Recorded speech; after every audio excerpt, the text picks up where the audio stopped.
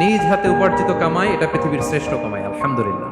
পরিশ্রমের মাধ্যমে যে উপার্জন, এটাকে ইসলাম আমাদেরকে উৎসাহিত করে। শুধু নামাজ, রোজা, জিকির এগুলো নিয়ে ইসলাম আমাদেরকে পড়ে থাকতে বলেনি।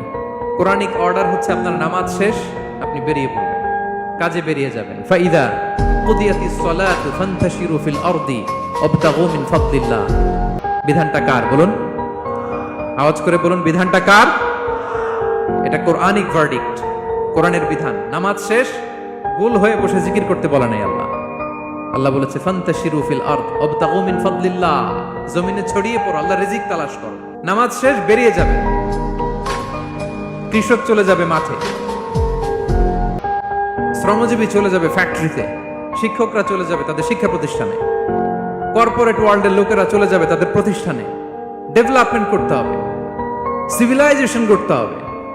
নামাজের পরে গোল হয়ে বসে থাকা চলবে না। কি ব্যালেন্স দেখেছেন ইসলাম? আজান হয়েছে তো মসজিদে আসো, নামাজ শেষ বেরিয়ে পড়ো, আলহামদুলিল্লাহ।